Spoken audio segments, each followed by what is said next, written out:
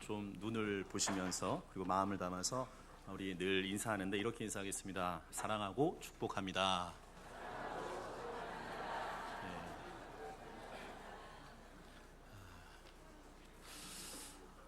귀한 찬양대의 찬양을 통해서 굉장히 큰 은혜를 받게 됩니다.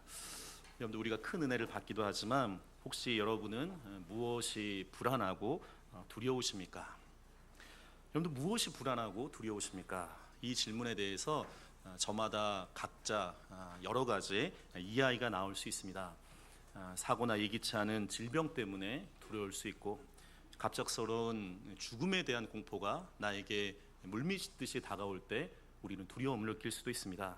또한 실직이나 내가 어떤 사업에 대해서 실패했을 때 또한 인생의 두려움이 올 수도 있습니다. 내가 새로운 시도를 해야 되고 변화에 대한 두려움이 있을 때, 불확실한 미래가 있을 때 인간에겐 누구나 두려움이 있습니다. 이 두려움은 어떻게 보면 인간이 죽을 때까지 가져가는 것일 수도 있습니다. 그러나 중요한 것은 이 두려움이 우리 인생의 벽이 돼서는 안 되는 거죠. 이 두려움 때문에 우리의 사고가, 행동이 제약되게 되면 인생의 새로운 벽이 생기는 것을 보게 됩니다.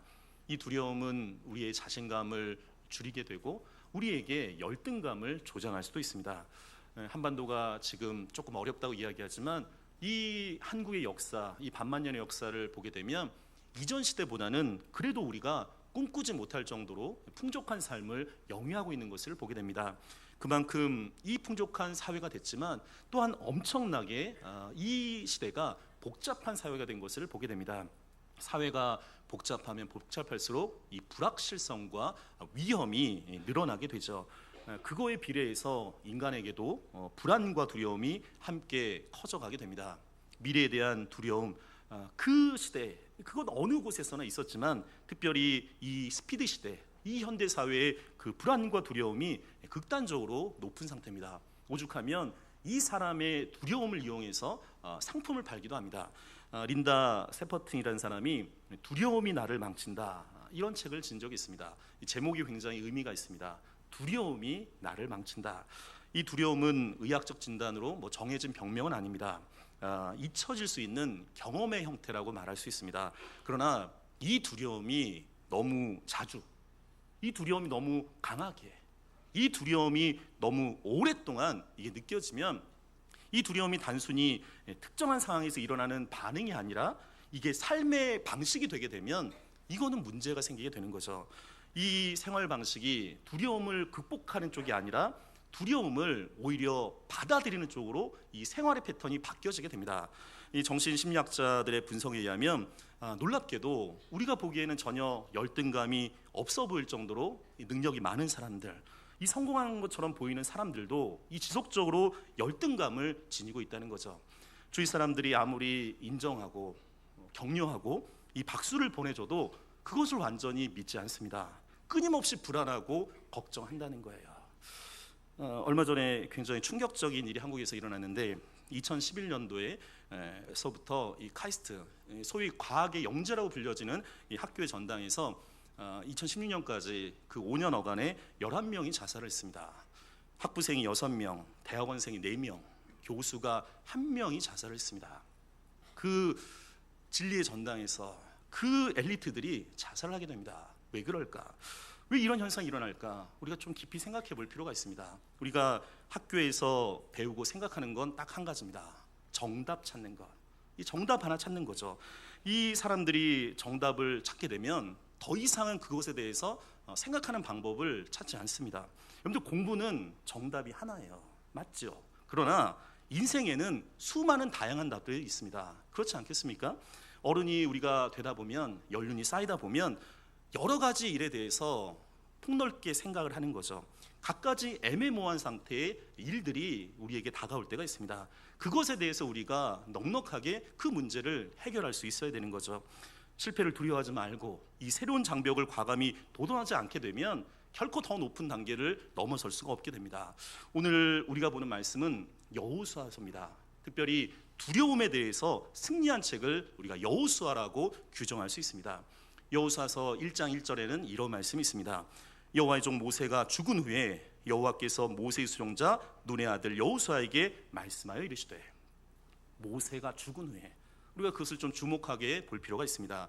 이 모세는 이스라엘의 민족의 지도자입니다. 이 40년 동안 이 이스라엘을 출애굽시켰고 광야에서 만나와 메추라기, 구름 기둥과 불 기둥을 인도하는데 앞장섰던 민족의 지도자입니다. 근데 그 민족의 지도자가 이제는 죽게 됐습니다.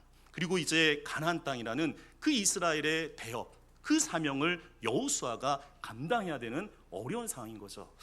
1945년 4월 12일 날 미국에서는 어려운 일이 하나 생겼습니다. 이 제2차 세계대전이 막바지로 접어들 때 그 당시 미국의 제32대 대통령이었던 프랭클린 D 루즈벨트 대통령이 갑작스럽게 사망하게 됩니다. 지금 미국이 대선 기간인데 4년 동안 한 번 더 잘하게 되면 이 중임제가 돼서 8년 동안 대통령을 할 수 있습니다. 그러니까 2번을 대통령을 할 수 있죠. 그러나 이 미국 역사상 3회, 그러니까 12년 동안 대통령을 한 사람은 이 루즈벨트밖에 없습니다. 전무후무한 대통령이죠. 이 루즈벨트가 1929년 미국이 경제 대공황 때 이 국민들이 고통과 절망이 있을 때 그는 유명한 이야기를 합니다. 우리가 두려워할 것은 두려움 그 자체뿐입니다. 이 말을 통해서 미국 국민들에게 용기를 줍니다. 뉴딜 정책을 통해서 실업자를 구제하고 나라 경제를 회생시키게 되는 거죠. 1945년 그 해는 우리도 잊지 못하는 해입니다. 8월 15일 날 우리가 광복을 하게 되는데 그 1945년 2차 세계대전 중에 이 루즈벨트가 죽게 되는 거죠. 일본의 군국주의, 이탈리아의 파시즘, 독일의 그 히틀러에 대항해서 이 연합군이 전쟁에 나가는데 그 중심에 섰던 이 미국의 루즈벨트 대통령이 죽게 됩니다. 그때 가장 충격을 받았던 사람은 그 후계자였던 부통령인 해리 트루먼 대통령이었습니다. 나중에 대통령이 되는데 이 대통령이 기자들한테 그렇게 이야기합니다. 내가 지금 해와 달과 행성이 지금 하늘에서 떨어지는 것 같은 어려움이 있습니다. 그만큼 두려웠다는 거죠. 그리고 이 트루먼이 그 기자들에게 이렇게 간곡히 부탁합니다. 혹시 여러분이 태어나서 한 번이라도 기도했다면 지금 이 시간에 나를 위해서 기도해 주십시오. 이 트루먼이 그렇게 얘기할 정도예요. 그만큼 앞선 리더자들, 훌륭한 지도자가 나온 다음에 그 다음에 그것을 이어받는 것은 굉장히 큰 두려움입니다. 이 두려움에 떨고 있던 여호수아에게 하나님께서 세 가지를 말씀하십니다. 강하고 담대하라. 두려워하지 말아라. 그게 첫 번째 말씀이에요. 두 번째는 말씀을 떠나지 말고 주야로 묵상해라. 그리고 그 말씀을 지키라고 이야기합니다. 그리고 세 번째는 내가 모세와 함께 있었던 것처럼 내가 너를 버리지도 않고 떠나지도 않을 것이다. 하나님과 동행해 주신다는 거예요. 이게 여호수아서의 주제가 되는 거죠. 사랑하는 성도 여러분, 혹시 우리의 마음속에 두려움이 있다면 하나님의 그 말씀이 여러분에게 선포되어지기를 소망합니다. 두려워하지 마시고 하나님의 말씀과 함께 하시고 늘 그 하나님과 동행하는 믿음의 사람으로 살아가기를 간절히 축원드립니다. 오늘 성경 말씀은 여호수아 11장입니다.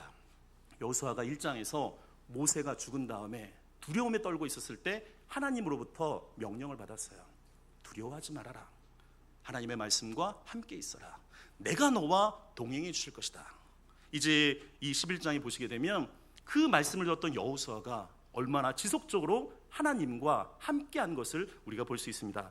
이 여호수아 11장 본문을 보기 전에 우리가 배경을 좀 알 필요가 있습니다. 이 여호수아가 이 가나안 땅 전쟁을 하게 되는데 중부 지방을 이제 이긴 다음에 그 밑에 있는 남부 지방을 점령하게 됩니다. 전략적으로 보면 굉장히 탁월한 선택이죠. 그러니까 밑에서부터 올라왔다면 위에 있는 그 북부와 중부가 연합을 했을 텐데 이 여호수아가 일단은 중부를 이긴 다음에 남부를 이제 점령하게 됩니다.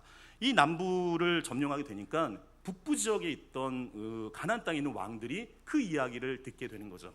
그래서 이 말을 들은 북부 지방의 강력한 왕이었던 하솔 왕을 중심으로 해서 하솔에 있는 야빈 왕을 중심으로 해서 이제 연합 전선을 구축하게 됩니다. 우리 오늘 말씀 좀 긴 말씀이긴 한데 1절부터 3절까지 있는 말씀 같이 한 목소리 읽겠습니다. 하솔 왕 야빈이 이 소식을 듣고 마돈 왕 요밥과 시브론 왕과 아삽 왕과 및 북쪽 산지와 기네렛 남쪽 아라바와 평지와 서쪽 도래의 높은 곳에 있는 왕들과 동쪽과 서쪽의 가나안 족속과 아모리 족속과 헷 족속과 브리스 족속과 산지의 여부스 족속과 미스바 땅 헤르몬산 아래 히위 족속에게 사람을 보내매. 아멘. 자, 여기 성경 말씀을 잘 보시게 되면 그 중심에는 하솔 왕 야빈이 있습니다. 근데 이 말씀을 잘 보시게 되면 이 왕이 야빈만 있는 게 아니에요. 마돈 왕도 있고 시브론 왕도 있고 아삽 왕도 있습니다. 또한 평야와 여러 지역에 있는 왕들이 연합을 하게 되는 거죠. 그리고 오늘 성경 말씀 3절에 보게 되면 족속들 이름이 나오게 됩니다. 가나안 족속도 있고 아모리 족속, 헷 족속, 브리스 족속, 여부스 족속, 그리고 히위 족속. 이게 얼마나 많은 사람들이 나오는지 모릅니다. 일일이 열거할 수 없을 만큼의 엄청난 세력들이 오늘 성경에 나와 있는 거죠. 이 여호수아가 싸웠던 그 어떤 군대보다 이 북부 동맹은 막강한 군사력을 자랑합니다. 우리 4절에 있는 말씀, 4절과 5절에 있는 말씀 연습해서 한 번 더 읽겠습니다. 그들이 그 모든 군대를 거느리고 나왔으니 백성이 많아 해변에 수많은 모래 같고 말과 병거도 심히 많았으며 이 왕들이 모두 모여 나와서 이스라엘과 싸우려고 메론 물가에 함께 지쳤더라. 자, 여기 말씀 보시게 되면 4절에 그 수가 너무 많은 거예요.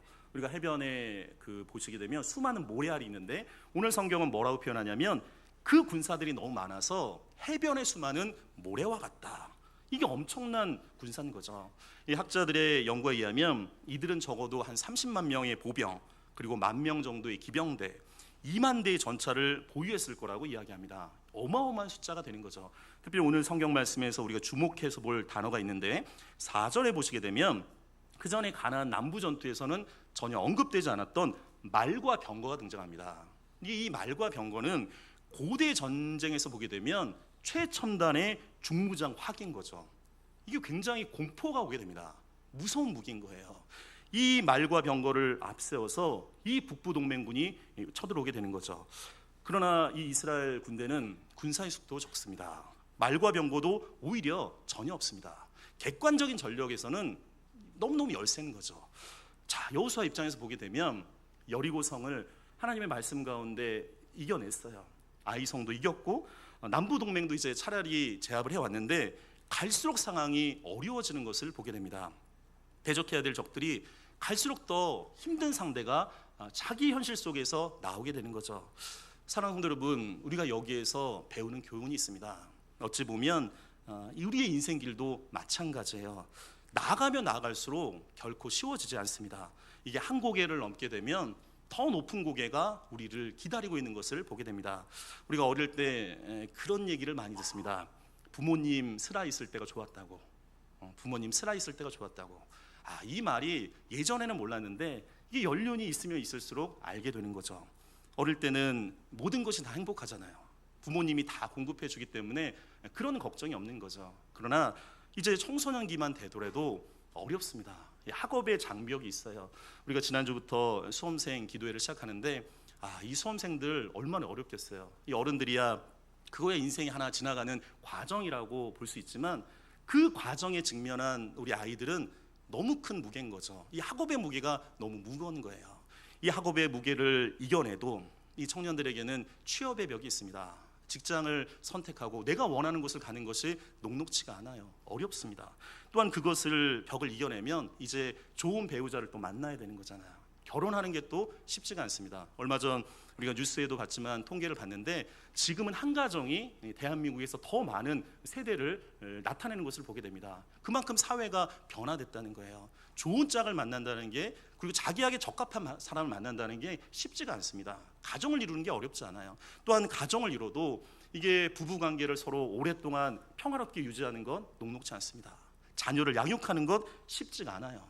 이 이스라엘이 이 가나안 전쟁을 하면서 강한 상대를 꺾느라고 지치고 정말 지금 힘이 빠졌는데 곧 이어서 강한 상대가 수많은 모래알같이 눈앞에 펼쳐져 있습니다. 얼마나 어렵겠어요. 그러나 여러분들 인생은 그런 겁니다. 우리가 죽을 때까지 늘 시험이 있어요. 근데 그렇기 때문에 우리가 힘을 내야 되는 거죠. 특별히 우리가 여기에서 깨닫는 영적인 교훈이 있습니다. 상대가 강해지면 강해질수록 하나님이 내게 주는 능력은 더 커진다는 거예요. 여러분들 그것이 믿음의 사람으로 살아가는 거죠. 우리 자막을 한번 좀 비춰주면 좋겠는데 고린도후서 4장 8절부터 10절까지 있는 말씀입니다. 우리 이 말씀 같이 한번 읽겠습니다. 우리가 사방으로 우겨쌈을 당하여도 쌓이지 아니하며 답답한 일을 당하여도 낙심하지 아니하며 박해를 받아도 버림받지 아니하며 거꾸로 트림을 당하여도 망하지 아니하고 우리가 항상 예수의 죽음을 몸에 짊어짐은 예수의 생명이 또한 우리 몸에 나타나게 하려 함이라. 아멘. 여러분들 이 말씀을 통해서 여러분이 힘을 얻기를 간절히 소망합니다. 우리가 사방에 우역삼을 당하여도 쌓이지 않는다는 거예요. 답답함을 당하여도 낙심하지 않을 것이다. 박해를 받아도 버림받지 않을 것이다. 거꾸로 트림을 당하여도 망하지 않을 것이다. 왜냐? 우리에게 예수 생명이 있기 때문에 그렇습니다. 예수 생명이 있기 때문에 어려운 상황도 이겨낼 수 있다는 거예요. 앞뒤 전후가 막혀져 있을 때 땅을 바라보며 절망의 사람으로 살아가는 것이 아니라 하늘을 바라보고 예수의 생명이 우리 모두에게 있기를 간절히 축원드립니다. 오늘 그 어려운 상황이 있습니다. 그때 하나님께서 우리에게 말씀해 주신 거죠. 앞뒤 전후가 막혀져 있을 때 땅을 바라보는 것이 아니라 하늘을 바라봤더니 주님께서 우리에게 이렇게 말씀하십니다. 우리 6절에 있는 말씀 같이 큰 목소리 한번 읽겠습니다. 시작. 여호와께서 여호수아에게 이르시되 그들로 말미암아 두려워하지 말라. 내일 이맘때 내가 그들을 이스라엘 앞에 넘겨주어 몰살시키리니 너는 그들의 말 뒷발에 힘줄을 끊고 그들의 병거를 불사르라 하시니라. 아멘. 여러분들 두려움의 대상이 압도당할 때 여러분들 그런 기도를 할 필요가 있습니다. 하나님, 저에게 세밀한 음성을 들려주옵소서. 하나님의 음성을 우리에게 들려주옵소서. 엘리야가 850대 1로 이 아합과 이 아세라 선지자에 있는 그 사람들을 다 이긴 다음에 그가 마음이 물같이 흘러넘치게 됩니다. 로뎀나무 안에서 죽기를 바랍니다. 그러나 그가 지진과 바람과 불과 지나간 다음에 하나님의 세밀한 음성을 듣고 회복되는 것을 보게 됩니다. 우리가 두려움의 대상이 압도당했을 때 하나님의 말씀이 있으면 넉넉히 이길 수 있음을 믿으시기 바랍니다. 여호수아의 주제는 다른 것이 아니라 두려워하지 말라는 거예요. 브렌다 쇼사나라는 사람이 쓴 두려움이 없이 사는 법이라는 책이 있습니다. 이 책은 혹시 마음에 두려움이 있으시면 같이 읽으시면 굉장히 의미 있는 책이기도 합니다. 그분은 그렇게 이야기합니다. 두려움이 전달되는 부정적인 메시지를 믿지 않으면 두려움에 휘둘리지 않게 된다고 이야기합니다. 우리가 두려움을 일으키고 우리를 안절부절하게 만드는 것은 메시지가 아니라는 거예요. 뭐라고 얘기하냐면 메시지가 아니라 우리의 반응이라는 거예요. 오늘 여호수아서 11장을 보게 되면 분명히 많은 왕들, 많은 족속들이 해변에 수많은 모래알같이 여호수아 눈앞에 분명히 있습니다. 메시지가 분명히 눈에 보여요. 그러나 그것에 대해서 우리가 어떻게 반응하냐에 따라서 달라지는 거죠. 많은 사람들이 그것을 보고 두려워해요. 공포를 느끼게 됩니다. 그러나 여기서 그는 그렇게 이야기합니다. 두려워하지 말라는 거예요. 오히려 우리에게 두려움을 유발하는 메시지가 들었다면 그것을 즉시 부인해라. 설사 그것이 사실이어도 부인하는 거죠. 왜냐하면 두려움에 사로잡히게 되면 문제를 해결할 수 있는 능력이 제한되게 됩니다. 이 두려움을 없애는 가장 좋은 방법은 그 두려움이 내 현실 가운데 영향을 끼칠 수 없다는 거예요. 아까 루즈벨트가 그 얘기를 합니다. 우리가 정말로 두려운 것은 두려움 그 자체라는 거예요. 그것은 실상이 아닌 거죠.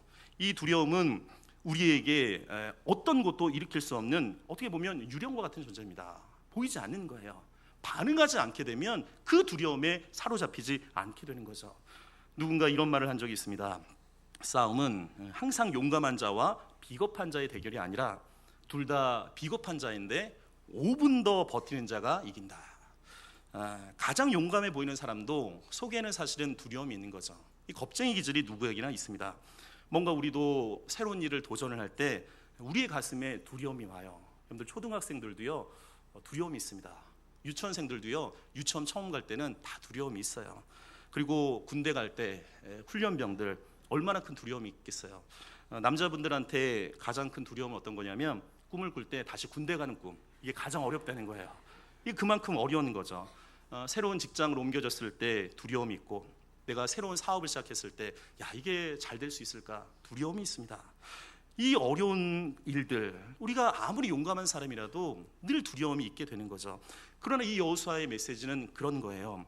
우리가 바로 인생의 어떤 터닝 포인트에 그렇게 서 있을 때 어쩔 수 없는 두려움에 사로잡히더라도 하나님은 우리에게 이렇게 말씀하시는 거죠. 두려워하지 말아라. 우리 손을 한번 여러분들 이렇게 가슴에다 대겠습니다. 여러분 자신에게 한번 선포하시면 좋겠습니다. 두려워하지 말자. 다시 한번 여러분 마음속에 선포합시다. 두려워하지 말자. 우리 옆에 있는 사람들 눈을 보면서 용기 있게 이렇게 한번 권면합시다. 두려워하지 마십시오. 두려워하지 않기를 소망합니다. 여러분들, 성경에서 하나님이 자주 반복하신 명령이 있습니다. 가장 자주 많이 반복하신 명령이 뭘까? 보통 많은 사람들은 서로 사랑해라, 이 말씀이 아닐까? 중요한 거죠. 예수님이 가장 핵심적인 가르침이 사랑 아니겠습니까? 가장 중요한 계명인 건 맞습니다. 그러나 그것이 하나님이 자주 주신 명령이 아니에요. 겸손하라는 말씀일까?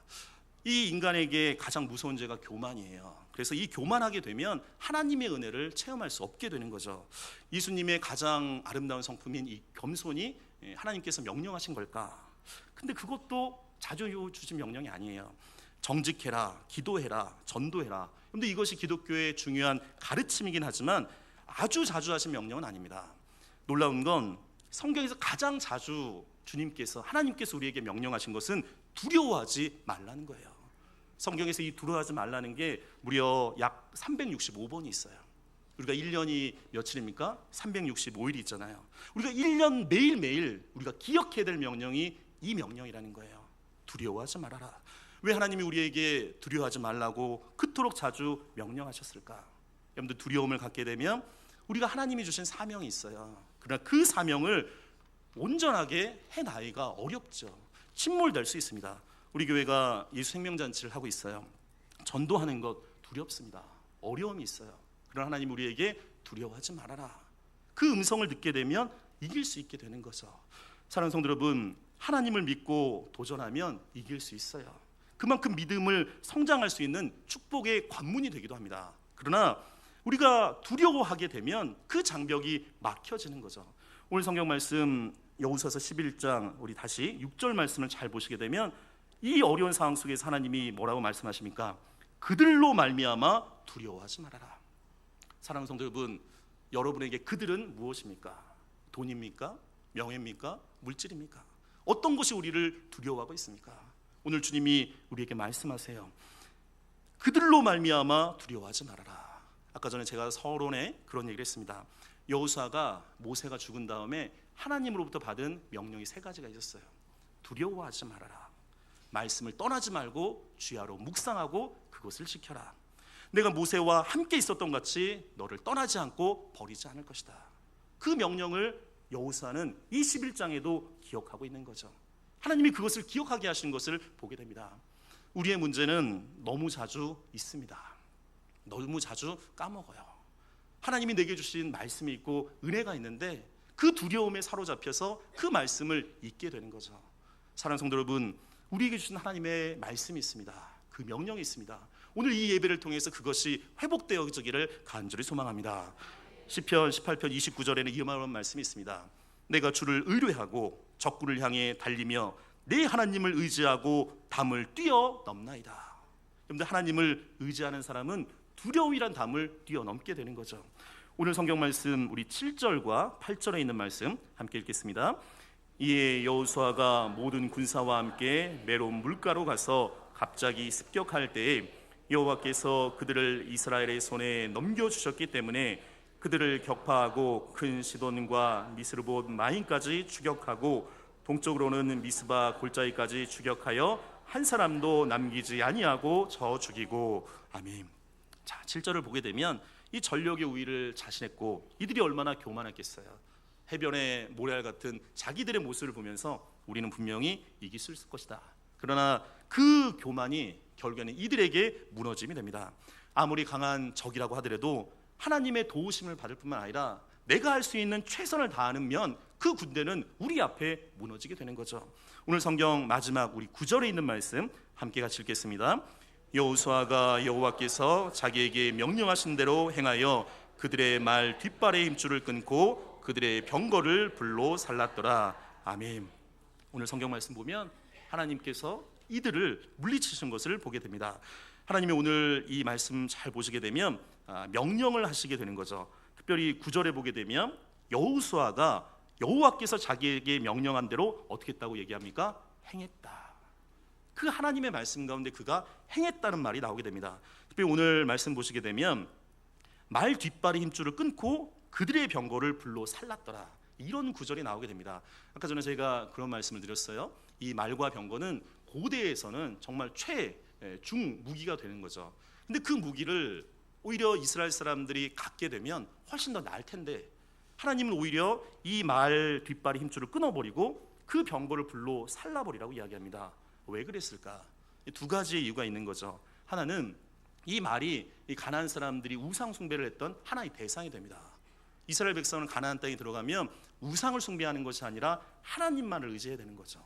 그리고 두 번째는 이 말과 병거가 그들에게 주인 되지 않기를 원하는 겁니다. 그들에게 주인이 있어요. 그들의 주인은 다른 것이 아니라 하나님인 거죠. 그런데 우리가 이것을 생각해 볼 필요가 있습니다. 세상의 어떤 것도 우리에게 평안을 주지 못합니다. 내가 오히려 가장 믿었던 것이 가장 큰 두려움으로 올 수가 있게 되는 거죠. 곧 이게 중간 매체이기 때문에 선하게 사용하면 이것보다 좋은 건 없습니다. 그러나 이것을 악하게 사용하면 이것보다 악한 게 없는 거죠. 여러분들 돈을 믿게 됩니다. 그러나 그것이 사라지게 되면 그것이 가장 큰 두려움으로 다가오게 되는 거죠. 여러분들 부부도 마찬가지입니다. 서로 믿었는데 이 부부가 서로 어려워지게 되면 그것이 가장 큰 두려움으로 다가오는 거죠. 오늘 이 여호수아를 통해서 하나님이 우리에게 말씀하시는 것이 있습니다.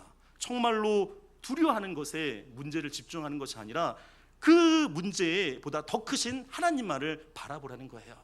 사랑하는 성도 여러분, 우리가 우리 문제만을 바라보는 것이 아니라 그 하나님을 바라보는 믿음의 사람으로 살아가기를 간절히 축원드립니다. 오늘 누가복음 12장 4절부터 5절까지 우리 자막을 한번 더 보여주시면 좋겠는데 이 말씀 한번 같이 읽겠습니다. 내가 네 친구 너희에게 말하노니 몸을 죽이고 그 외에는 능히 더 못하는 자를 두려워하지 말라. 마땅히 두려워할 자를 내가 너희에게 보리니 곧 죽인 후에 또한 지옥에 던져넣는 권세 있는 그를 두려워하라. 내가 참으로 너희에게 이르노니 그를 두려워하라. 아멘. 오늘 이 두려워하지 말라 이 말은 여호수아 때만 이야기하신 것이 아니라 신약 시대에 주님께서도 우리에게 말씀해 주십니다. 주님이 그렇게 이야기해요. 내가 내 친구 너희에게 말하노니 몸을 죽이고 그 후에는 능히 더 못하는 자를 두려워하지 마라. 이 말은 뭐냐면 사람을 두려워하지 말라는 거예요. 우리가 언젠가는 죽게 되지만 그 후에 천국과 지옥이 있습니다. 그 사람들이 그것을 좌지우지하지 못해요. 오늘 5절에 보면 이렇게 이야기합니다. 그리스도인들은 어떤 사람이냐? 마땅히 두려워할 자가 있다는 거예요. 마땅히 두려워할 자를 내가 너희에게 보이니, 그 다음 뭐라고 되어 있냐면 곧 죽인 후에 또한 지옥에 던져 넣는 권세 있는 그를 두려워하라. 내가 참으로 너희에게 이르노니 그를 두려워하라. 여러분들 이 말은 하나님을 두려워하라는 거죠. 세상을 두려워하게 되면 절망과 좌절이 우리의 마음을 언습하게 됩니다. 우리가 그 문제가 해결되어지지 않아요. 그러나 하나님을 두려워하면, 마땅히 두려워야 될 그 하나님을 두려워하게 되면 세상에 두려워할 것이 없습니다. 왜냐하면 문제보다 더 크신 하나님이 우리와 함께 하시기 때문에 그런 거죠. 사랑하는 성도 여러분, 이 여호수아를 통해서 우리가 다시 한번 그 여호수아가 배웠던 그 교훈이 여러분에게 새겨지기를 간절히 소망합니다. 하나님께서 우리에게 말씀하십니다. 우리에게 두려움의 대상이 있었을 때 주님이 우리에게 들려주시는 말씀이 있어요. 두려워하지 말아라. 두려워하지 말아라. 두려워하지 말아라. 오히려 강하고 담대해라. 너희가 두려워할 그 시간에 하나님의 말씀을 주야로 묵상하고 그 말씀을 지켜서 행하라. 그리고 그 하나님과 동행해라. 하나님, 그 하나님을 의지하는 자들에게는 두려움이 떠날 것입니다. 사랑하는 성도 여러분, 사랑하는 성지교회 성도 여러분, 여러분에게 어떤 두려움이 있으십니까? 그 두려움들 오직 하나님을 의지하고 그 두려움을 떠나보내는 믿음의 사람으로, 용기 있는 사람으로 살아가는 그리스도인들이 되시기를 간절히 축원드립니다. 기도드리겠습니다. 우리에게 용기를 주시는 하나님 아버지, 사랑하는 주의 백성들이 이 땅을 살아갈 때 알 수 없는 두려움 때문에 좌절하지 않게 하여 주옵소서. 두려움을 극복하게 하시고 우리의 문제보다 더 크신 하나님만을 바라보는 용기 있는 믿음의 사람으로 살아갈 수 있도록 인도하여 주옵소서. 예수 그리스도 이름으로 기도드리옵나이다. 아멘. 우리 다 같이 일어나서 서로 축복하며 하나님의 약속 같이 찬양드리겠습니다. 여호와는 너에게 복을 주시길 원하며, 여호와는 너에게 복을 주시기를 원하며 너를 지키시기를 원하시며 여호와는 그 얼굴을 너를 향하여 드사 은혜와 평강 주시기 원하노라. 여호와는 너에게 복을 주시기를 원하며 너를 지키시기를 원하시며 여호와는 그 얼굴을 너를 향하여 드사 은혜와 평강 주시기 원하노라. 너를 보배롭고 존귀하게 여기시는 하나님이 내 삶 속에서 이 약속을 신실하게 이루시리. 땅에 기름진 것으로 하늘에 신령한 것으로 너를 복주시고 지키실 하나님이 너의 영혼 잘 되도록 은혜 베푸시며 평강으로 인도하시리.